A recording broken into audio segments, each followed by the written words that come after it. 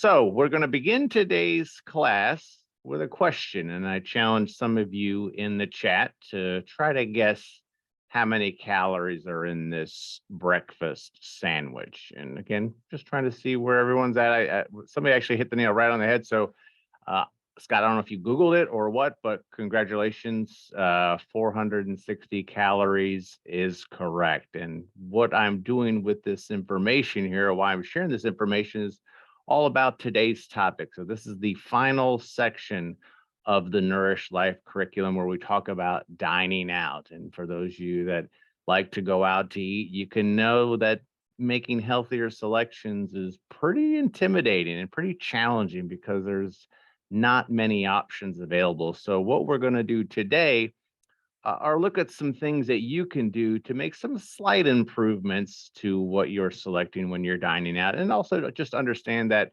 we don't want perfect to stand in the way of good. So the best dining selections are going to be the ones that keep you happy, but also keep you on track for some health goals. But you'd be surprised how a few small tweaks to your selections, as well as understanding how menus are laid out and what the terminology really means, can help you save some important calories if you are trying to dine out the most healthfully. So let's look at one more calorie guessing question. Again, it'd be pretty impressive to come to a nutrition workshop with this type of meal. I'm not trying to tease you. I'm not trying to tantalize you, just trying to help you understand just the sheer volume of calories that we can very quickly consume when we're going out to eat in restaurants and fast food places across town. So we have some guesses for this particular meal here. We'll operate under the assumption that this is a regular soda that's in this container, fries, and looks to be a double cheeseburger. And no, this is not my lunch meal that I just took a picture of and sent to you. So some good guesses that are coming through on the chat: 2,500, 1,000 calories, 1,200 calories. I think no matter what your guess is, we can all agree that this is a lot. It's a lot of calories and it's a lot of food. If we did the math on this, though, this would be 1,700 plus calories. So the issue with dining out is that when we look at how many calories adults need in a day, many of the selections that we can make, and again, I wouldn't say that that was an unreasonable menu choice if you were to go to a place like Five Guys that was just a regular burger, regular order of French fries, and a drink, no dessert, no anything before that. But it goes over and above what most people need in a specific day, which is why dining out is such a challenge. How many calories we need each day is based on a lot of different variables, but most people on this call probably need somewhere in the neighborhood of about 1,600 to, if for men, for about 3,200 calories each day, depending on your level of activity. Now, again, if you are trying to lose weight and you have a limited amount of activity, your calorie needs might be significantly below 1,600. But the point is, when we look at restaurant meals and restaurant portion sizes, it's very tough to do because even the most basic meal choices can put you over and above your calorie needs for the day. So the question is, why do we even do it? Why do we go out to eat? Well, I think we all know the answer to that because it's easy, right? It's easy, it's fun, it's delicious. I mean, we're looking at menus that are pretty tantalizing, and it's really a lot of times it's about who you're with more so than where you are going. So a lot of times dining out becomes the centerpiece of many celebrations in each of our lives. So there's a lot of reasons that people dine out, and I think we can all agree that usually it's one of those four things. Sometimes it's more than that. If we look at it and peel back some of the numbers with dining out and see where you might fall here. So some surveys that have been done over the recent years show that about 64% of Americans dine out at least once a week. And an average weekly spend on dining out is $71. Now, again, some of these averages can be deceptive because if Bill Gates walks into my office right now, on average, we're both billionaires. So, but it just puts it in perspective on what type of expenditures we are making each and every week for dining out. Pre-COVID, restaurant spending was actually eclipsing the spending that we were seeing at grocery stores. So we're spending a lot of money dining out. And although we're not doing too much on the financial side with this particular class, if you could reduce that weekly spend, let's say if you were in that $70 for dining out, if you could cut that in half, maybe even a little bit less than half, and you spend $40 a week, that difference, if you were to invest that and we look at average stock market returns over the course of 10 years, over the course of 1 year, it'd be about $2,000, but that could turn into about $40,000 over the course of 10 years if you were to save $2,000 annually looking at some of those returns. I was fascinated by that because I was crunching some of the numbers, because I always like to try to put things in perspective when we look at what tangibly different could we do with some of that money we might try to save dining out. So again, today's class isn't meant to discourage you from dining out. It's just meant to equip you with some ideas to do the best choices possible for you and your family. It's something that I think is very important, because when we look at dining out, it's not going away. I think we're actually seeing more of it now that a lot of the restrictions have been lifted over the recent 12 months. So we're actually getting back out there and dining out a lot more frequently. For those of you that have dined out recently, especially on more special occasions, you see some of the weight. So I think everything's kind of back to normal. But I found this survey pretty interesting too. Shows where people are in terms of what they feel about cooking. And I'm curious to see where each of you would rate yourself. So this survey was done about 5 years ago. It was a Harvard Business Review study that did a random sampling of consumers and basically asked them to describe their cooking preferences. Were they somebody who loved to cook, or were they somebody that hated to cook? Or were they somewhere in the middle? You can kind of take or leave it. And look at the numbers for this particular survey. Only about 10% of us love to cook. Okay, so where do you fit in this range? Just out of curiosity, I would say for me, myself, I do work in the nutrition field, but I don't love to cook. Also don't hate it.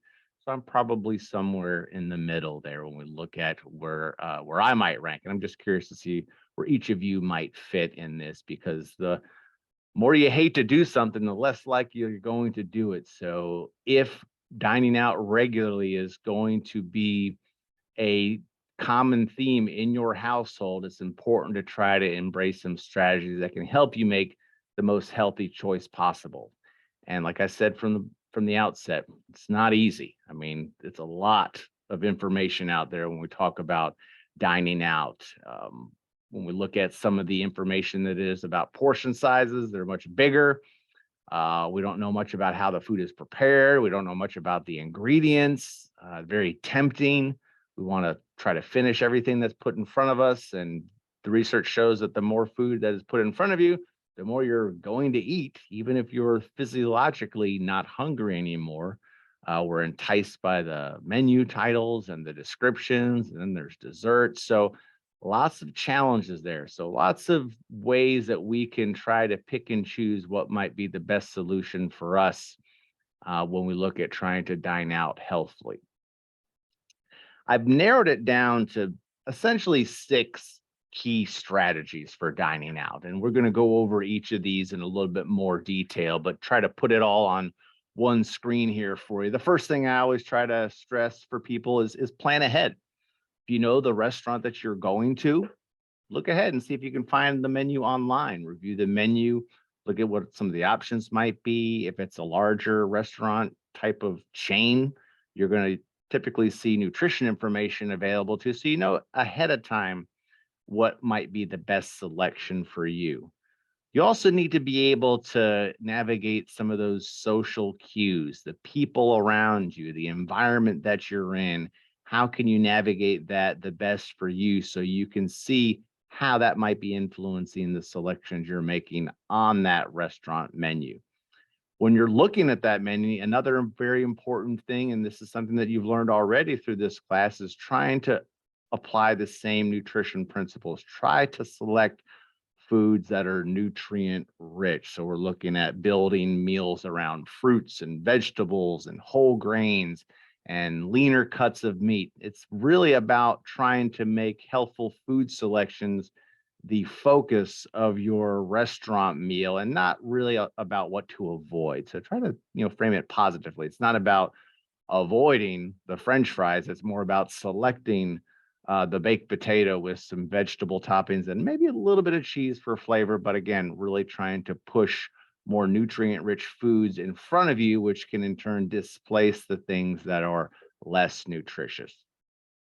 It's also very important to learn how to navigate a menu. Some terms are pretty straightforward. Obviously, if it's fried, it's going to be much higher in calories. But did you know that sometimes how items are positioned on a menu might entice you to choose it? And when you understand how the menu is laid out in front of you and which of those foods might be featured more prominently, it's typically the less nutritious, higher profit margin food items. And again, knowing in advance how to navigate some of those traps can put you in a better position to make healthier selections. And then know your traps. Certain things might trip you up when you're dining out. For me, and I might not be the only one here to freely admit this, it's the bread basket. When that bread is placed in front of us, we act like we never seen bread before. So it's important to understand what particular traps might be there for you and how to avoid them if possible.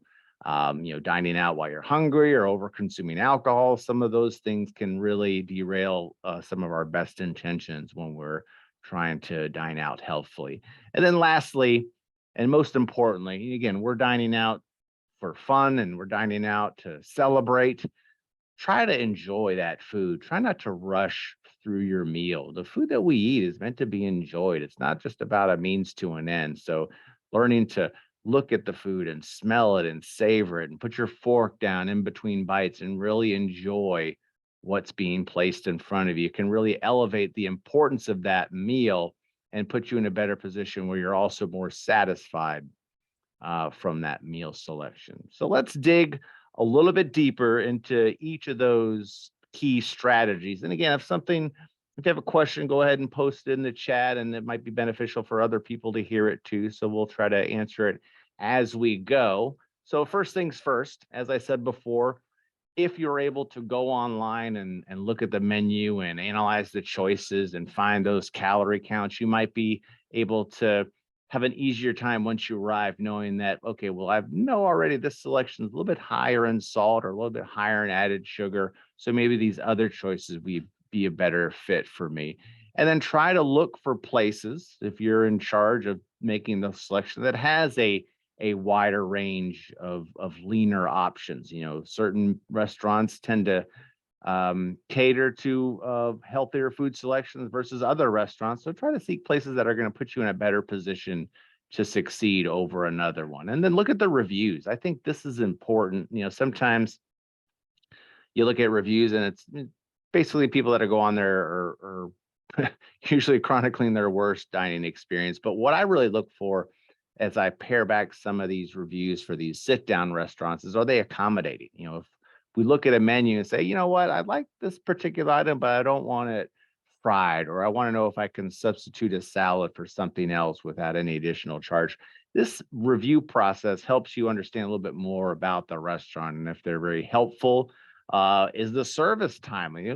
Getting some of the inside scoop from that restaurant ahead of time can put you in a better position to make a good choice. And this is important because when we look at trying to savor your food, if the service is incredibly slow, by the time that food arrives, you inhale it, you're more likely to overeat than you are to eat just an appropriate portion. So some things to consider when we look at trying to plan ahead.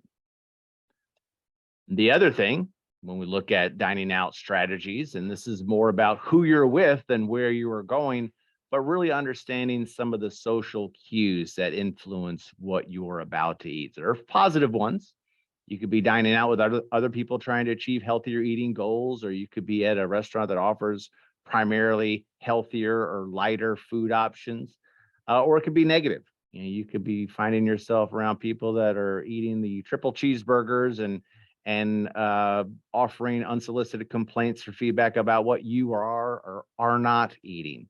So I have some tips to help navigate some of these social cues. Know ahead of time, as I said before, trying to select restaurants that might cater better to your intentions. Order your own food first, focus on your meal, try to reframe the discussion of your friends or your people that you might be dining out with. Say, hey, here's what I'm trying to do with my food selections. And you'd be surprised. A lot of times people are just trying to make conversation, but if you just clearly say, hey, look, this is the food choice that I feel most comfortable with, and then kind of the conversation will keep on going from there. And then just really never be afraid to say no. A lot of times the word no can be very powerful, and it can very put you in a better position to succeed long term, and just say, hey, look, these are food selections that I'm not really comfortable with right now. Let me try X or Y. So really trying to navigate some of these social cues. But I think the first thing that I usually suggest that's the most practical, especially with a larger group of people, just order your own food first and focus on your own meal and try to really pay attention to the people you're with and less about the actual food choices from one person to the next. Takes practice, doesn't happen overnight, but it can be done. Number three, the strategy that we alluded to before, that is taking our tips that we learned about trying to eat healthful foods at home and applying them to the restaurant. So you could set up your plate and have this imaginary line across it where half of it you're going to fill with some of the salads and the non-starchy vegetables like broccoli and cauliflower and carrots and so forth. And you'll split the other half between the starches and the protein food. So that's one way. But I think if you're building your choices around those non-starchy veggies, if you're getting starches like rolls and breads, try to make sure that they're whole grain. Try to choose side dishes that aren't fried. Look to choose water for your beverage versus something with calories. And if you're starting your meal with a salad, understand that salad isn't code for just a vehicle for salad dressing. Be very careful and mindful of those add-ins that can add a lot of extra calories, like the cheeses, like the bacon bits, and of course, like the salad dressing. So again, choose nutrient-rich foods, but again, be mindful of some of those dining out traps where the calories can sneak right up on you.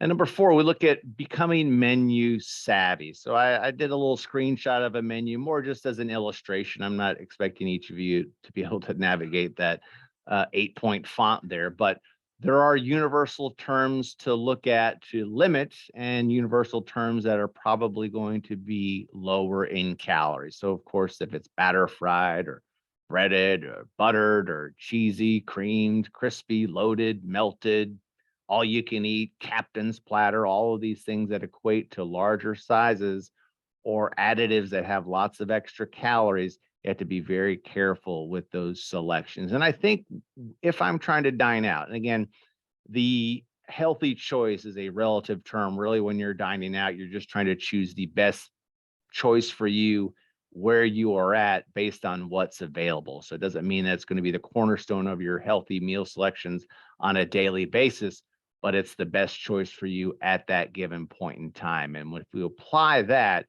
the things that I really try to limit for myself, if I'm trying to save calories, are the cheeses and the cream sauces. This is where you can see lots of calories be added to your meal unsuspectingly. Again, we're not surprised to learn that these choices have higher in calories, but you might be surprised to learn that it's almost double what you might get from something without those additives, because the calories can add up very quickly from cheese and cream sauces. So just be very mindful of those types of additives in your food. Look instead for something from the grill, something that's roasted or seared or broiled or braised, even blackened, you could put on this list. I would just warn you that a lot of times the seasonings that are used in blackened foods can be very high in sodium. So if you're trying to limit the salt in your diet, that would be something to be mindful of when you're making some of those selections too.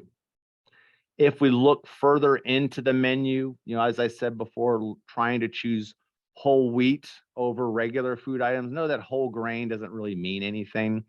Whole grain could be just a couple of different grains, and it doesn't mean that's the entire intact grain. So look for the word whole wheat over whole grain if possible. Again, the idea here is just trying to select foods that have more dietary fiber, would fill us up, make us more satisfied, and less likely to overconsume later on. Also understand that when you see the word prime on the menu for meats, it means that it's highly marbled. While that's very flavorful, highly marbled also means very high in fat. So when you're looking at menu item selections, try to look for words like round and loin. Those typically indicate a much leaner and lower fat cut of meat that still can be very flavorful. And there's a lot of marketing traps on the menu. You'll see a lot of irrelevant descriptors, things that really don't mean much when we look at overall nutrition and are really just meant to get you to buy. So you'll see things like farmed, or a favorite one of mine is the spinach wrap, which doesn't really have any spinach at all. It's just a green powder that's added to it. So there's nothing more nutrient dense about a spinach wrap over anything else. You'll also notice that where a food is placed on the menu is typically where they want your eyes to go. So when we look at those food choices, they're often highlighted or they're centered on menus. It's one of two things: either it has a higher profit margin or it's cheaper to make. And if it's cheaper to make, it's typically one that's going to be made with lower quality food items that are typically less nutritious. And what I mean by that, that's a lot of your refined grains and high fat protein choices. So if you're seeing those types of items featured with a box or it's centered, I'm not saying avoid it altogether, but scrutinize it very carefully and be mindful of that when you're looking at your menus. And again, if you're doing your research ahead of time, you should have a general idea of what you want to try to eat. And again, really be mindful of what some of those traps might be if we look at what we're being put in front of us. So as I said, the traps may be the breadbasket, all you can eat buffets, alcohol. Could be a matter of just showing up and you're already hungry. So having a healthy snack before you go out to eat is a strategy that you can use to save you lots of calories too. And really, the best menu choice is going to be a relative concept. I try to really minimize how often I talk about food being either healthy or unhealthy, because taken out of context, it can be somewhat deceiving. So when I look at dining out healthily, for me, what I'm trying to stress to most people is trying to choose menu choices that don't provide an overwhelming number of calories, because that's really the key issue. Besides the added sodium, a lot of our restaurant meals are giving us way more calories than we actually need. So when I talk about healthy dining out, it's really tips that are designed to help you consume less overall calories. And then lastly, our last strategy, being mindful, choosing foods that are going to make you feel good, that you like to eat. They're going to enable you to enjoy the meal, but also enable you to give your full attention to the eating process. So if you're really trying to enjoy that restaurant meal that you just picked up, you have a better chance of doing that if you're staying right there, eating at a table, eating slowly, focused on the meal itself and not something else. All of these things are traits that we can use to help us feel better about the food that we're eating, which in turn helps increase our satisfaction with the meal, which also helps mitigate some of those hunger hormones. So the faster you're eating it, the more you can overconsume. And if it's not as enjoyable, chances are you're going to be hungry again in a short period of time later. So it's a process that we want to try to get in front of, where we're more mindful of what we're selecting, and also giving ourselves some flexibility and say, hey, it's okay to indulge sometimes. So I've done a lot of talking. I want to give you guys a chance to ask any questions. Go ahead and type them in the chat. I'm happy to stick around and answer them and give you some insight that can help you in your own dining out challenges. So feel free to drop those in there, and I'm happy to answer. You're going to get this presentation just like all the others, but it's going to have a quiz link in that. I'll have that mailed out to you. And actually, see if I can throw it in the chat there. So just like some of the other nutrition lessons, this will be accompanied by a brief quiz too for attendance.